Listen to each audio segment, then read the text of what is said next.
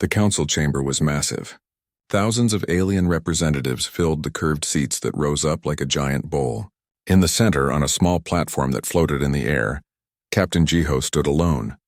His dark uniform looked plain compared to the colorful bodies and strange shapes around him. Some aliens had 6 eyes. Others looked like walking crystals. A few were just clouds of gas held together by force fields. Jiho knew what was coming. Everyone knew.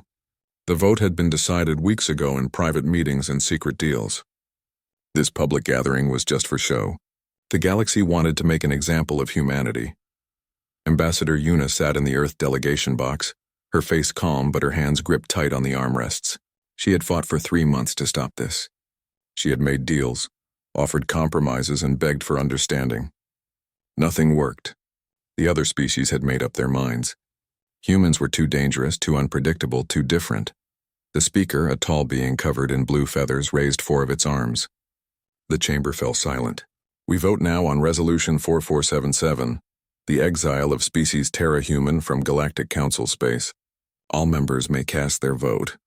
Lights began to glow across the chamber. Red for yes, blue for no, white for abstaining. Jiho watched the board behind the speaker. Red lights bloomed like flowers across the display. Hundreds of them. Thousands of them. The blue lights were few and scattered. The Krelthian delegation voted blue. They were engineers who had worked with humans for 20 years. They understood what humanity brought to the galaxy. The Vorentine traders voted blue too. They had made fortunes working with Earth's colonies. But most species voted red without hesitation. The final count appeared on the giant screen. 782 votes for exile, 41 against, 24 abstaining. The speaker's voice echoed through the chamber. The resolution passes. Species Terra-Human will have 60 standard days to remove all presence from council space. All treaties are void. All trade agreements are canceled. All shared technology must be returned. Jiho expected chaos. He expected the human delegation to shout or protest. Instead, Yuna stood up slowly. She walked to the speaker platform with measured steps. Her heels clicked on the metal floor. Every eye in the chamber watched her. The exile is accepted, Yuna said. Her voice was cold and clear. But let me correct one thing. You are not forcing us out. We are choosing to leave. We saw this vote coming 3 months ago. While you debated in secret, we prepared. Murmurs spread through the chamber. The speaker's feathers ruffled. What do you mean? Every human ship in council space received orders yesterday, Yuna continued. Every colony, every station, every outpost. We began packing weeks ago. By tomorrow morning, every human presence will be gone from your space. You wanted us gone in 60 days. We will be gone in 2. The chamber erupted. Aliens shouted in hundreds of languages. The translation system struggled to keep up. The speaker demanded silence, but it took several minutes to restore order. Impossible, the speaker said. The logistics alone— We are human, Yuna interrupted. We do impossible things before breakfast. It is why you fear us. It is why you voted as you did. She turned and looked up at the thousands of alien faces watching her. You judged us for being aggressive, for refusing your regulations, for innovating too fast, for making friends with species you considered primitive or dangerous. You are right about all of it. We are all those things. But you made one mistake. You assumed we needed you. Yuna pulled out a small data chip and placed it on the speaker platform. This contains our farewell message. Instructions for handling human properties we leave behind. Passwords for shared systems. And one other thing. A list of every species who voted against this exile or abstained. We will remember our friends. She looked directly at the speaker. You wanted to make an example of us. You wanted to show the galaxy what happens to species who do not follow your rules. You will get your example, but not the one you expected. Jiho joined Yuna as they walked toward the exit. The human delegation followed. No one tried to stop them. The silence in the chamber was heavy and uncomfortable. As the doors closed behind them, Yuna allowed herself a small smile. Admiral Doyen confirms all ships are ready. Operation Exodus begins in 6 hours. Jiho nodded. They think they have won. Let them think that, Yuna replied. They will learn the truth soon enough. Behind them, the Galactic Council continued their session. They voted on trade regulations and border disputes. They acted as if nothing important had happened. They believed humanity would scatter and fade away like so many other exiled species before them. They were wrong. Humanity had other plans. The galaxy had voted to exile Earth. Humanity did not wait to be asked twice. They were already leaving. But they were not running away. They were moving toward something bigger, something the galaxy could not imagine, not yet. The fleet moved like a single organism through the darkness of space. 300 colony ships, each one carrying 50,000 humans and their possessions. 150 research vessels packed with equipment, data, and experiments. 200 military cruisers forming a protective shell around the civilian ships. Admiral Doyen watched from the bridge of the flagship Determination as the massive formation pushed deeper into unexplored space. Status report, Doyen commanded. All ships maintaining formation, reported the navigation officer. We have crossed the last council checkpoint. We are now beyond their official borders, Doyen nodded. Behind them, civilized space grew smaller. Ahead lay the galactic edge, a region marked on council maps as empty and worthless. The council never bothered to explore it properly. They preferred to stay in their comfortable, regulated sectors. That suited humanity perfectly, but humans were not alone. When the exile order came, other species made a choice. The Krelthian engineers refused to abandon their human friends. 300 Krelthian families joined the exodus. The Vorentine traders saw opportunity where others saw disaster. They loaded their merchant ships and followed. Dozens of smaller species, ones the council ignored or suppressed, quietly joined the fleet. Dr. Hanna moved through the science deck of her research vessel, checking on the xenobiology labs. Each lab held samples and data from years of study. The council demanded all shared technology be returned, so humans returned the official files and equipment. But the knowledge in human minds, the copies stored in hidden servers, the relationships built with alien scientists who came with them, those could not be taken back. "Doctor, look at this," said her assistant, a young Krelthian named Vexus.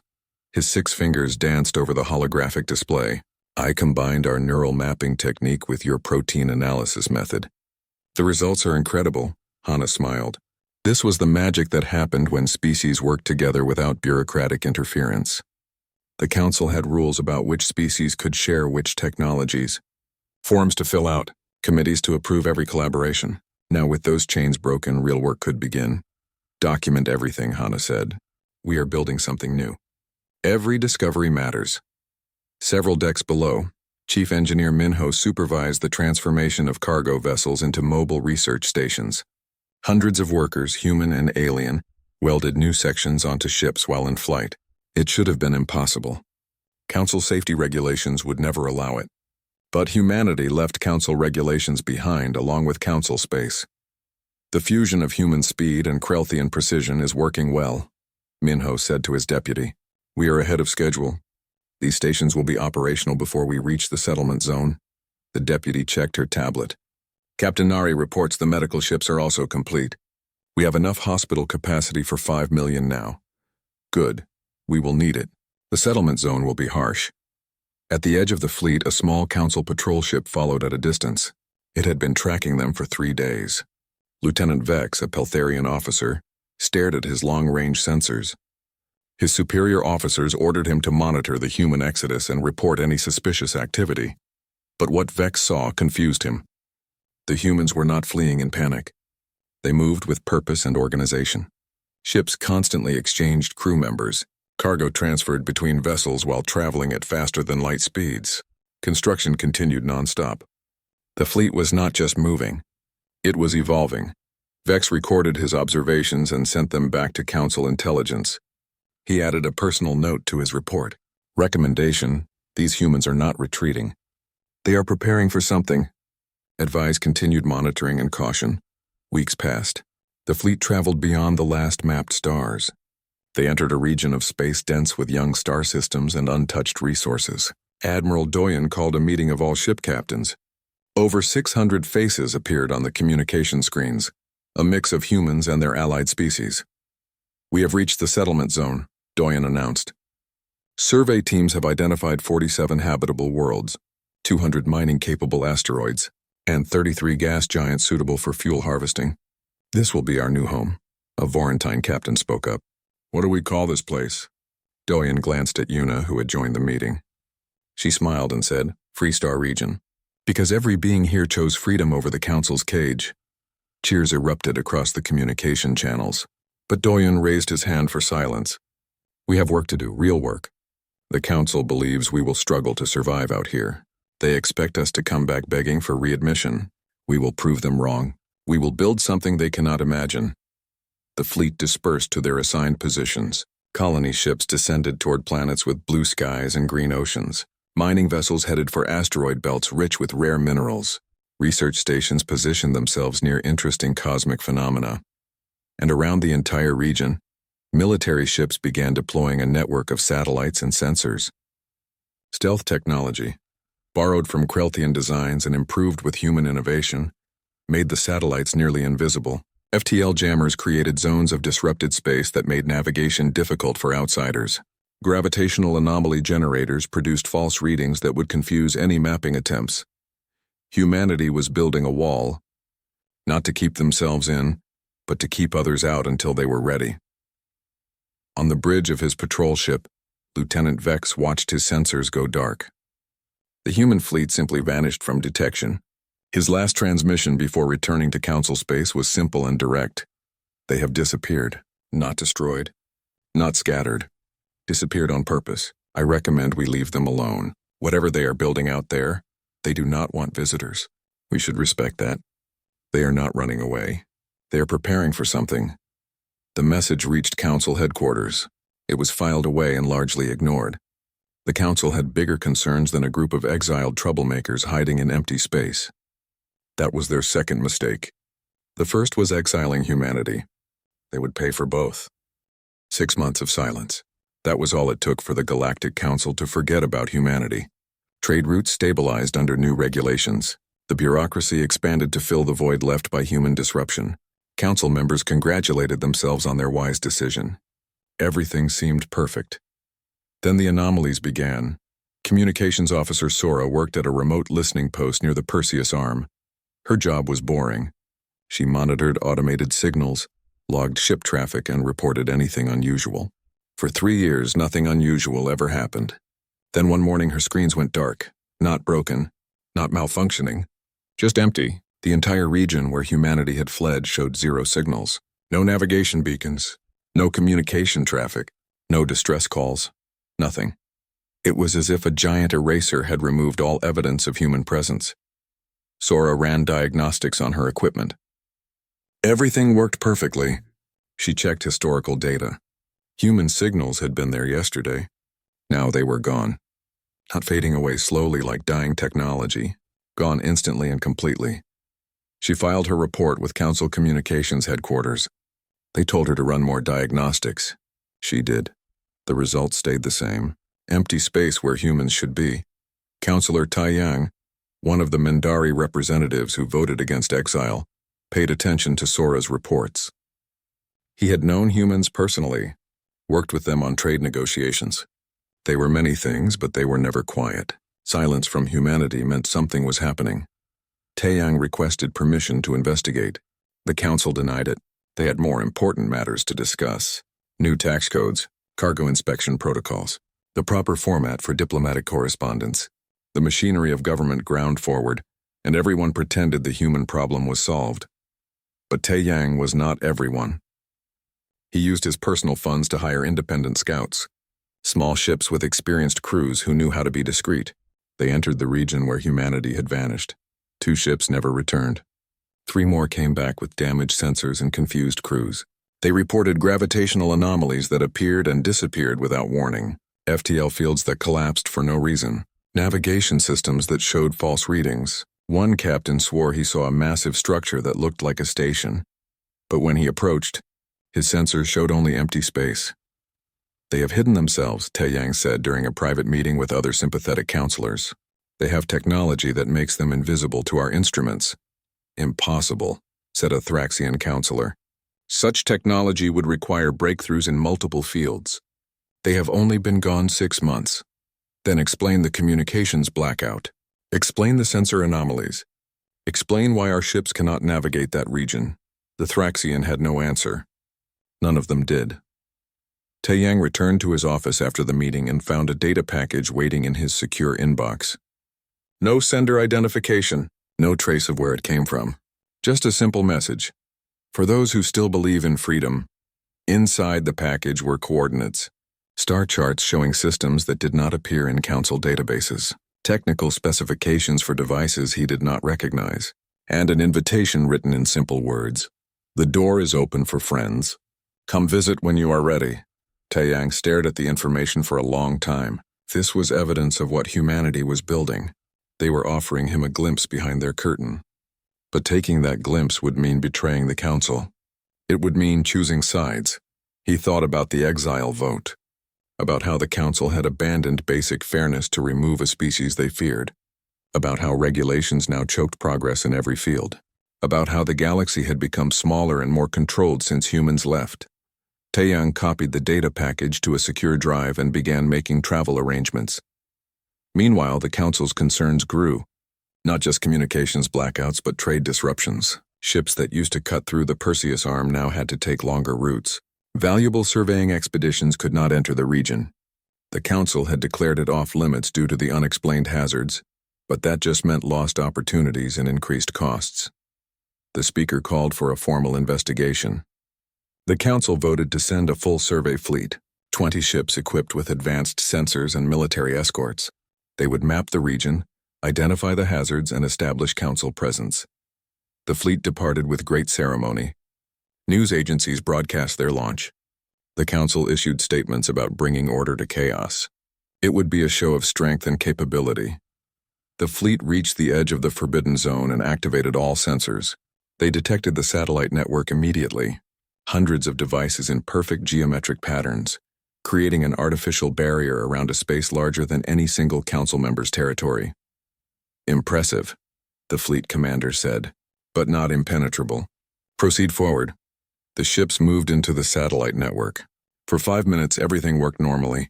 Then every sensor on every ship shut down simultaneously. Not damaged. Not jammed. Simply shut down as if someone had flipped a switch. The fleet found itself blind and deaf. Navigation failed. Communication failed. Even basic life support monitoring failed. The crews were safe, but they were helpless. They could see stars through the windows, but had no idea where they were or how to get home. Then a single communication came through on old-fashioned radio frequency. A human voice, calm and professional. Council fleet, you have entered Freestar Alliance territory without permission. Your weapons are disabled. Your systems are offline. You are not in danger, but you are not welcome. Reverse course immediately. Consider this your only warning. The fleet commander tried to respond, tried to issue threats, tried to demand explanations, but his communication systems remained dead except for that single incoming channel. After 3 hours of drifting helplessly, the system suddenly came back online. Everything worked perfectly as if nothing had happened. But they were now facing away from the satellite network, pushed back by methods they could not detect. The fleet commander made the only sensible decision. He ordered a retreat. When they returned to Council space, he filed a report that caused panic in the Council chambers. Humanity had not just hidden themselves. They had developed technology far beyond what should be possible in 6 months.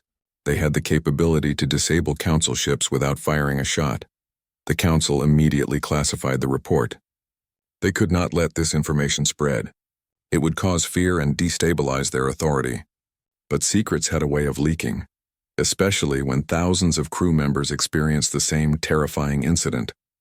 Rumors spread through the galaxy.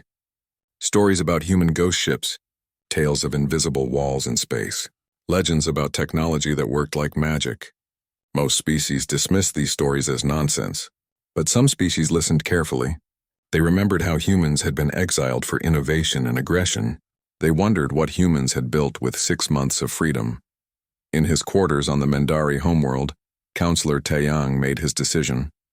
He booked passage on a private ship. He brought the data package humanity had sent him.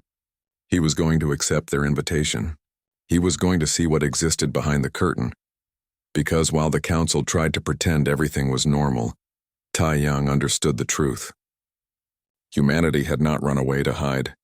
They had run away to build. And whatever they were building, it was going to change everything. The silence from human space was not the silence of absence. It was the silence of preparation. The galaxy would learn that lesson soon enough. The ship appeared in neutral space without warning. One moment the sensors showed empty void. The next moment a vessel hung there, sleek and dark, its hull covered in patterns that seemed to shift and flow like liquid metal. The design matched nothing in the galactic database. Every species that saw it knew immediately what it meant. Humanity had returned. Commander Junho stood on the bridge of the new vessel, the horizon's edge. Behind him, a full delegation of humans and allied species prepared for their first diplomatic contact in 2 years. They were not returning as exiles begging for forgiveness. They were returning as equals, and the galaxy was about to learn what that meant. Broadcast on all channels, Junho ordered. Standard diplomatic greeting. Inform them we request a meeting in neutral space. No weapons, no threats. Just talk. The message spread across nearby systems within hours. The response from the Galactic Council came within a day. They agreed to a meeting, but their message carried a tone of condescension. They expected humans to negotiate their return under strict conditions. They expected humanity to be weakened and desperate after 2 years alone. They were going to be very surprised. The meeting took place on Station Nexus, a neutral facility maintained by independent trading guilds. Council representatives arrived with security teams and legal advisors. They brought documents outlining the terms under which humanity might be allowed to rejoin civilized space. Strict regulations, heavy monitoring, limited rights. Junho walked into the conference room with just 5 people. Dr. Yunji, his science advisor. Captain Nari, representing the allied species. 2 diplomatic staff. No lawyers, no guards, no weapons. Just confidence. The council delegation leader, a pompous Valurian named Korthas, spread his papers across the table. We are prepared to discuss your reintegration into galactic society. There will be conditions, of course. Inspections of your technology. Limits on your expansion. Oversight of your research. If you accept these terms, no, Junho said simply. Korthas blinked his 3 eyes. Excuse me? We are not here to rejoin your council. We are here to introduce you to ours. Junho activated a holographic display. Images filled the air above the table. Planets with cities spread across their surfaces. Orbital stations larger than anything in council space. Ships by the hundreds, all with designs that looked impossible. And species. Dozens of species working together. This is the Freestar Alliance, Junho continued. 23 member species, 47 inhabited worlds, independent trade network, our own currency, our own laws, and technology that makes your regulations look like ancient history. Dr. Yunji stood and walked to the holographic display. She touched the controls and new images appeared. 0-point energy generators. We have no need for traditional fuel sources. Our ships can travel twice as far and 3 times as fast as council vessels. Another image. Adaptive medical systems that work with any species biology. We have cured 17 diseases that council science declared impossible to treat. Another image. Quantum communication networks that cannot be intercepted or jammed. Every ship, every station, every city is connected in real time. She looked at the council delegation. Their expressions ranged from shock to disbelief. 2 years ago you exiled us because we innovated too fast. Because we refused your regulations. Because we made you uncomfortable. Do you understand what you did? You freed us from your chains. You gave us permission to reach our full potential. Korthos found his voice. Impossible. These technologies would take decades to develop. Even with your vaunted human innovation, we did not do it alone, Captain Nari interrupted. She was Krelthian, one of the species that chose exile with humanity. When you cast out the humans, you also cast out everyone who believed in them. Engineers, scientists, traders, thinkers. We brought our knowledge. Humans brought their speed and creativity. Together we built miracles. Junho pulled up a document on the display. This is our charter of free stars. Any species can join us. Any individual can apply for citizenship. We do not care about your past. We do not care about council approval. We care about 3 things: innovation, freedom, and cooperation. Those are our only rules. You cannot simply declare yourselves independent, Korthas sputtered. Galactic law, your law, not ours. We exist outside council space. We trade with independent worlds. We have defensive treaties with dozens of systems. Some of them are your own member worlds who secretly trade with us. Junho smiled. Did you really think you could exile humanity and then maintain control over the galaxy? He stood and prepared to leave. We are not seeking your permission or your approval. We are informing you of reality. The Freestar Alliance exists. We are powerful, growing, and we welcome anyone who wants to join us. Trade with us or do not, ally with us or do not, but understand one thing clearly. We will never submit to your authority again. The holographic display changed one more time. It showed a data package freely available for download. This contains basic specifications for every technology I showed you today. Any species can access it. Share it with your people. Let them see what innovation looks like when it is not buried under bureaucracy. You would give away your technology? Korthas asked, genuinely confused. We would share it, Dr. Yunji corrected. Because that is what free people do. You hoarded knowledge and controlled progress. We believe progress happens faster when everyone contributes. The human delegation left the conference room. Behind them, the council representatives sat in stunned silence. Korthas finally gathered himself and tried to issue orders. Block that data transmission. Arrest them for violating, but the data was already spreading. It moved through the galactic network faster than any attempt to stop it. Within hours, scientists on 100 worlds were examining human technology. Engineers were discussing the implications. Citizens were asking why their own governments had not developed these innovations. The message spread with the data. Humanity had not been destroyed by exile. They had been freed by it. And now they were offering that freedom to anyone brave enough to take it. On his ship, Junho received reports about the data distribution. Millions of downloads in the first hour. Billions within the first day. Governments tried to suppress it, but the information moved too fast. The galaxy was seeing what humanity had become. They will try to fight us, Captain Nari said. The Council cannot allow this challenge to exist. Let them try, Junho replied. We did not return to fight, but if they force us to demonstrate our capabilities, we will show them exactly how far we have advanced. Councillor Taeyang watched the broadcast from his ship, now traveling toward Freestar territory. He smiled. The humans had not just survived their exile.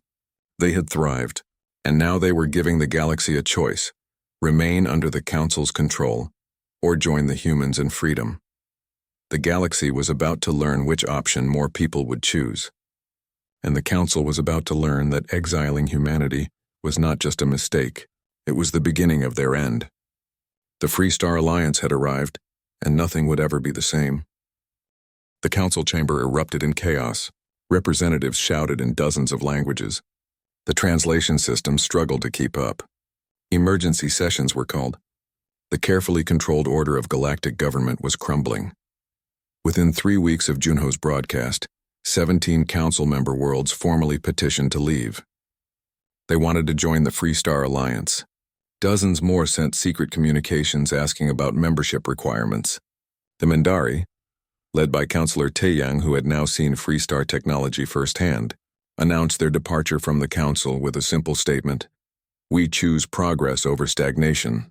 The council could not allow this. If they lost control, everything they had built would collapse. The bureaucracy that employed millions, the regulations that gave them power, the careful balance that kept them at the center of galactic affairs. All of it depended on maintaining authority. The speaker called an emergency military session. The Freestar Alliance is illegal. These humans and their followers are rebels. We will blockade their territory and force them to surrender. Then we will bring them back under proper authority. The vote passed. 800 voices in favor. Only 37 against. The Council Armada assembled. 5,000 ships, the largest military force the galaxy had seen in 300 years. Battle cruisers that could crack planets. Carriers loaded with fighter craft. Support vessels equipped with the finest weapons Council technology could produce. Admiral Doyen received the intelligence reports in his office on Freedom Station, the new capital of the Freestar Alliance. Captain Nari stood beside him reviewing the fleet composition. "They are bringing everything," Nari said. "This is not a show of force. They mean to crush us." Doyen nodded slowly. "They still do not understand. They think we are the same humans they exiled. They think their numbers and their old technology will be enough." He touched the communication panel. "Prepare the defense fleet. Non-lethal protocols only. I want every council ship disabled but every crew member alive." "Every ship?" Nari asked. "Admiral, they have 5,000 vessels. Then we will need to work efficiently." The Council Armada arrived at the border of Freestar space in formation. Their commanders expected a defensive perimeter. They expected desperate negotiations. They found Admiral Doyen waiting with 300 ships.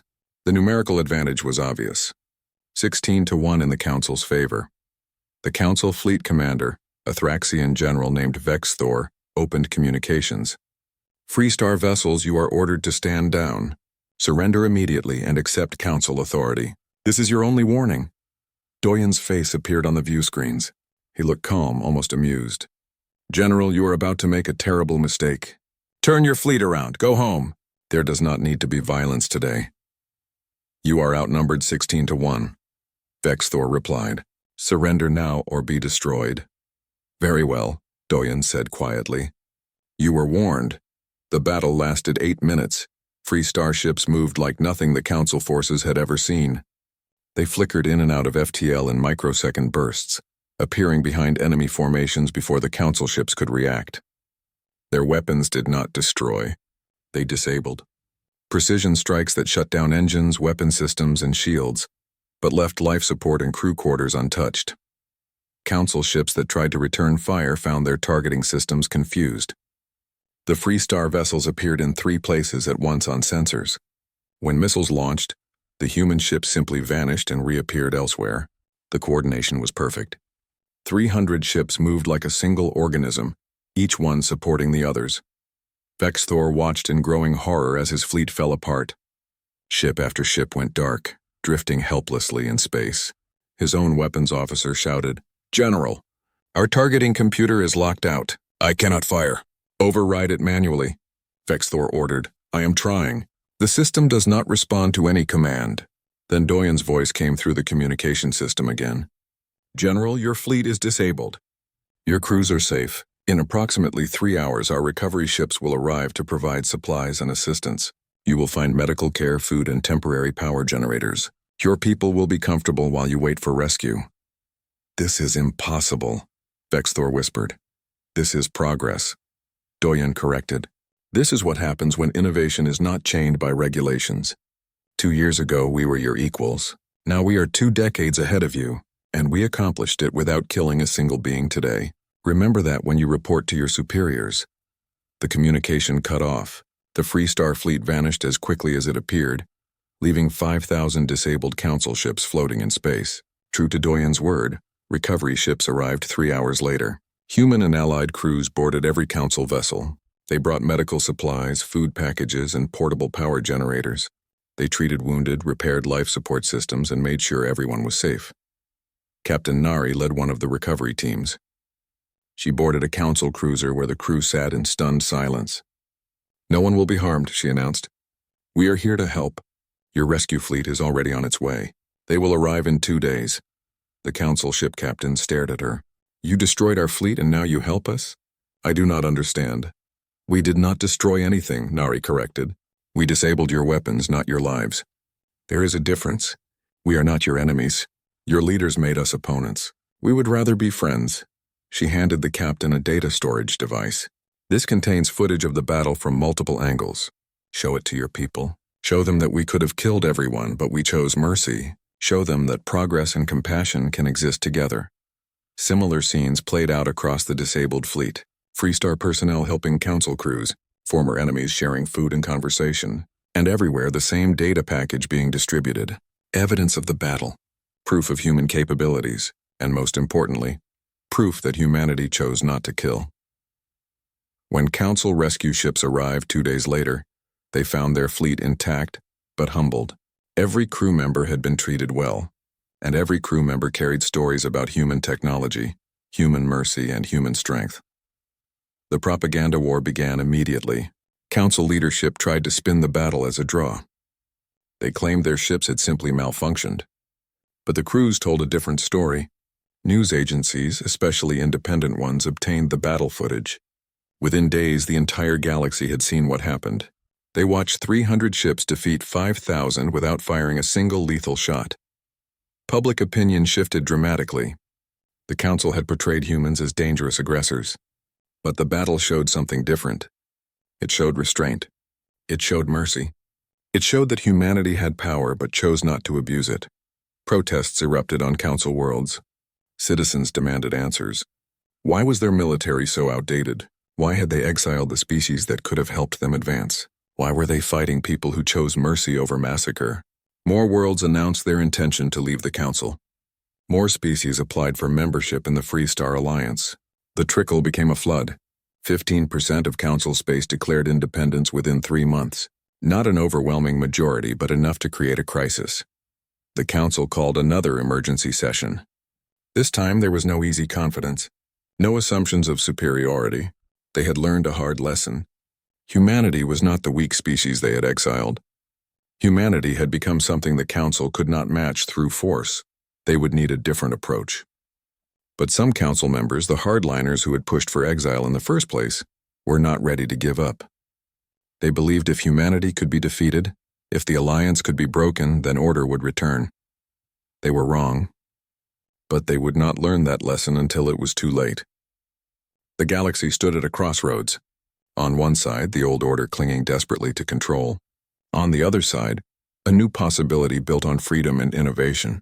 And in the middle, billions of beings watching and wondering which future they wanted to choose. Freedom Station hung in space like a promise, 3 times larger than any Council facility. It gleamed with silver and blue panels that generated their own power from quantum fluctuations. Ships from 40 different species docked at its ports. Trade happened freely. Research continued without restrictions. It was everything the Council claimed to be but never achieved. President Suji stood before the massive observation window in her office.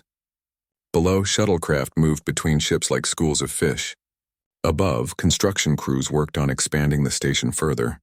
In 6 months, the Free Star Alliance had grown beyond even optimistic projections. But success brought new challenges. "Madam President," her aide said, entering with a data tablet. "The latest numbers. 41 worlds have now joined the Alliance. 23 more have submitted applications. We are receiving over 10,000 citizenship requests per day." Suji nodded. Growth was good, but it created problems. "What about resources? Can we support this expansion?" "Barely. Our manufacturing capacity is stretched. We need more time to build infrastructure. Perhaps we should slow down acceptance." "No," Suji said firmly. "Every being who wants freedom deserves the chance to join us. We will find a way. That is what we do." She turned from the window. "Schedule a galaxy-wide broadcast. It is time I addressed everyone directly, Council members and Alliance citizens alike." The broadcast went out on every available channel 3 days later. Suji appeared on screens across civilized space. She wore simple clothing, not the elaborate robes Council leaders favored. She spoke in clear, direct language. "My name is Suji. I am president of the Free Star Alliance. 2 years ago, my people were exiled from galactic society. We were judged dangerous because we innovated quickly, because we questioned regulations, because we made friends with species others considered inferior. The Council believed removing us would restore order." She paused. "They were wrong. Order is not the same as progress. Control is not the same as safety. We left Council space not as defeated exiles but as free beings, and we invite everyone who wants that same freedom to join us. We are not perfect. We make mistakes. We argue and disagree, but we do it openly, without bureaucrats deciding what we can know or achieve. Any species can join us. Any innovation can be attempted. Any friendship can be formed. We have 3 rules: respect each other, contribute to the community, and never stop reaching for better. The Council calls us rebels. They claim we threaten galactic stability, but what we truly threaten is their control. They cannot allow success without their permission. They cannot accept progress without their regulations, so they paint us as dangerous. They send fleets to intimidate us. They spread fear about what we represent. Suji's expression hardened. "But you have seen the truth. When they sent 5,000 ships against us, we defeated them without killing anyone. We could have destroyed that fleet. We chose mercy instead, because that is who we are. We are not conquerors. We are not aggressors. We are people who want to be free and want to share that freedom." She leaned forward, speaking directly to the camera. "Every being watching this broadcast has a choice. Stay in a system that tells you what to think, what to research, what to become, or join us in building something new. The choice is yours. We will be here, growing and thriving, ready to welcome anyone brave enough to choose freedom." The broadcast ended. The reaction was immediate and massive. Council leaders condemned it as propaganda. But their own citizens watched and wondered. Why were their leaders so afraid of human ideas? Why did they need thousands of regulations if their system was truly better? Why did the Freestar Alliance seem more dynamic, more innovative, more alive? More protests erupted on Council worlds. Not violent ones, but insistent. People demanded their governments explain why advancement was so slow. Why technology that could cure diseases was restricted. Why trade with the Alliance was forbidden when independent worlds prospered from it. The Council leadership fractured. Moderate members argued for negotiation and coexistence. Hardliners demanded total defeat of the Alliance. The argument paralyzed decision-making, just when the Council needed unity most. Because while the galaxy's attention focused on politics, Dr. Hana made a discovery that would change everything. She was reviewing data from deep space sensors, looking for suitable planets for future colonies. Instead, she found something else: anomalous readings from a region called the Dark Zone, an area of space so empty and cold that even the Council had declared it useless. These readings make no sense, Hana said to her research team. Energy signatures that appear and disappear. Mass concentrations that should not exist. It is like something is moving through that region, but avoiding detection. Her assistant, the Krelthian scientist Vexus, ran the data through multiple analysis programs. Doctor, I found something. These patterns match historical records from the Council's classified archives. Records about something called the Void Collective.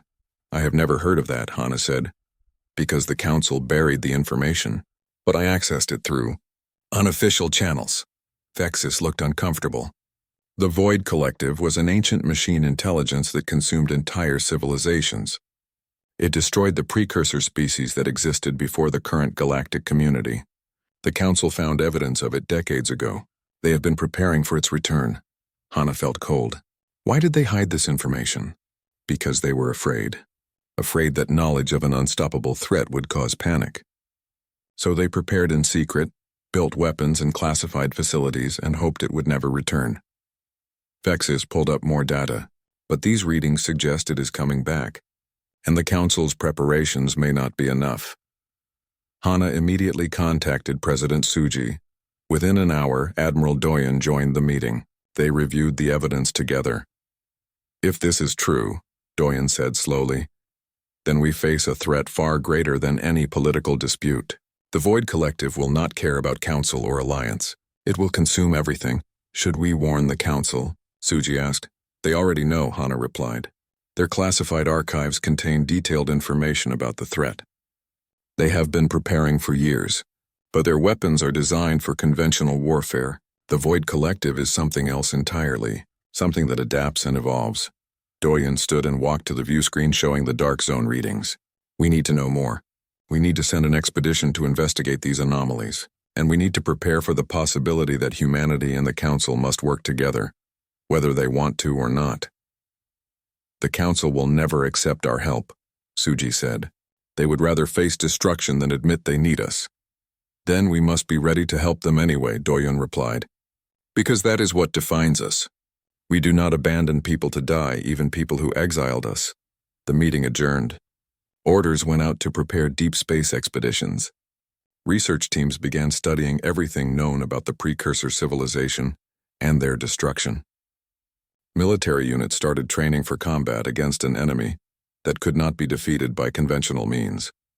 And across the galaxy, both Council and Alliance continued their political struggles, unaware that something ancient and terrible was stirring in the darkness.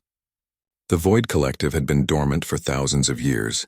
Now it was waking up, and when it emerged fully, it would test everything humanity and their allies had built.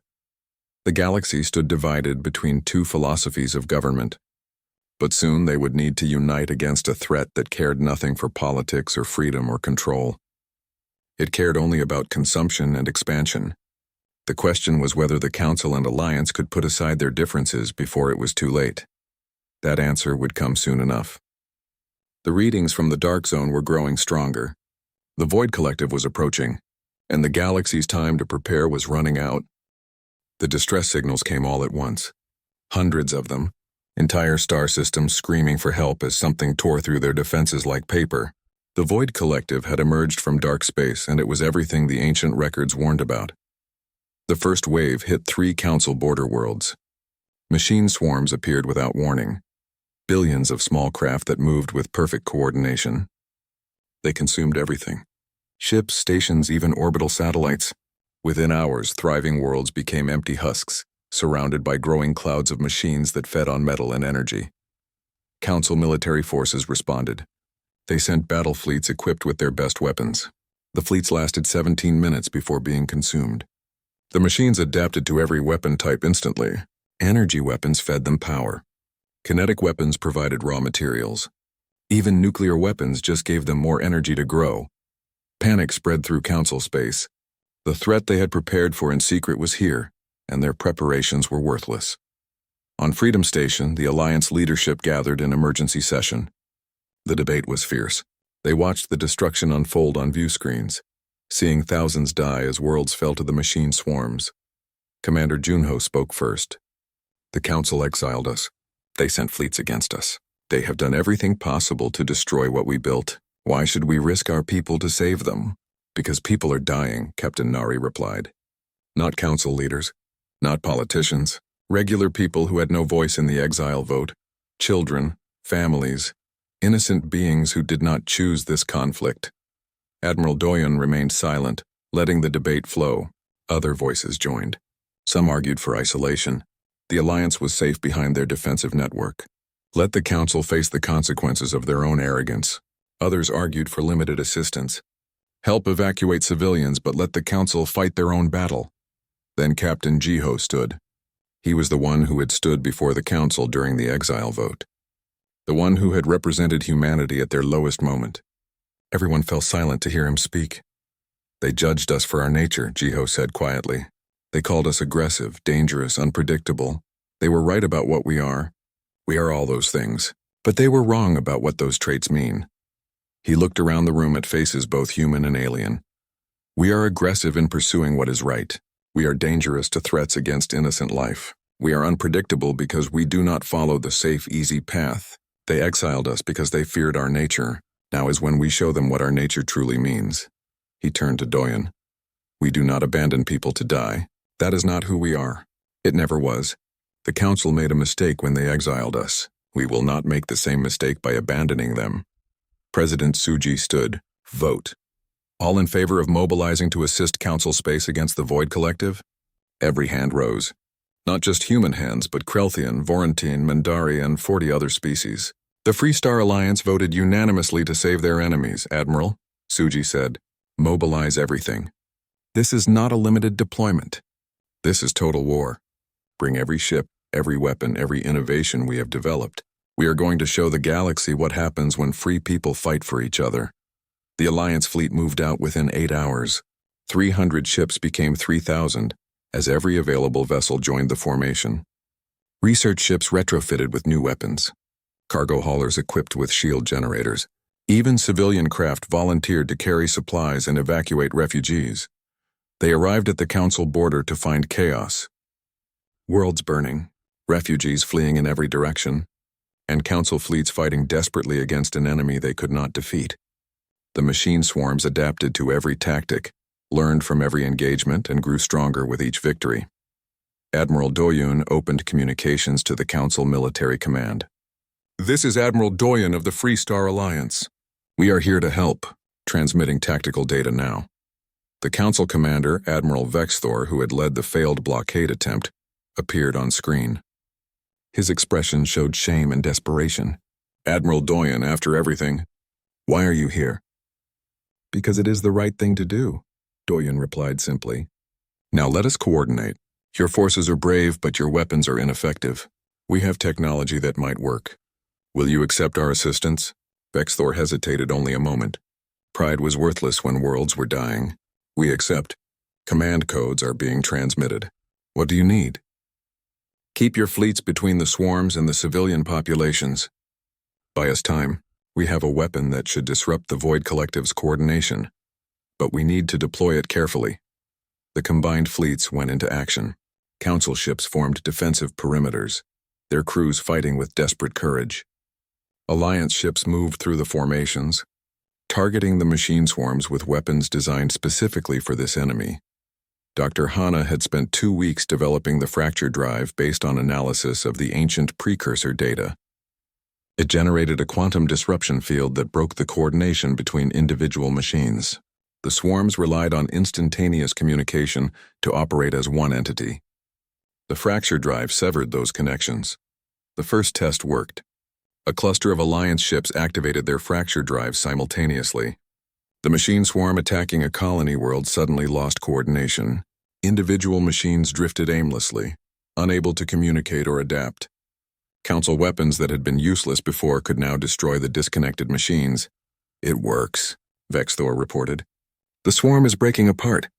But the Void Collective was ancient and intelligent. It adapted. New swarms emerged with hardened communication systems. The fracture drive became less effective. Dr. Hana and her team worked frantically, adjusting frequencies, trying new approaches. It became a war of innovation. Every time humanity developed a new weapon, the Void Collective adapted. Then humanity adapted to the adaptation. The battle raged across dozens of star systems for 3 weeks. Council and Alliance forces fought side by side. Human engineers worked with Council technicians. Alliance medical ships treated wounded from both sides. The political divide became meaningless when survival was at stake. Chief Engineer Minho made a breakthrough on day 19. He found a way to overload the fracture drive, creating a cascading disruption effect that spread through the entire swarm network. It would destroy the machine generating the field, but it would also collapse the Void Collective's coordination across an entire sector. "It is a suicide weapon," Minho explained. "A ship must fly into the heart of the swarm and activate it manually. The crew will not survive." "Then we need volunteers," Doyen said. 300 hands went up immediately, humans and aliens both. They argued over who would have the honor of the sacrifice. In the end, Captain Nari led a small fleet of volunteers. They said their goodbyes, recorded messages for their families, and flew directly into the largest machine swarm. The fracture drive overload lit up space like a newborn star. The disruption wave spread at light speed, severing every connection in the Void Collective network. Trillions of machines suddenly became inert metal floating in space. The swarms collapsed across 5 star systems. Captain Nari's last transmission was simple. "For freedom. For all of us." The Void Collective, sensing defeat, retreated back into dark space. It was not destroyed, but it was broken and weakened. It would be centuries before it could threaten the galaxy again. The cost had been terrible. Worlds devastated, millions dead. But civilization survived. In the aftermath, the galaxy was forever changed. The Galactic Council voted to dissolve itself. The rigid hierarchy that had governed for centuries could not survive the proof that cooperation worked better than control. In its place, they established the Confederation, a new government structure where every member had equal voice and every innovation was encouraged.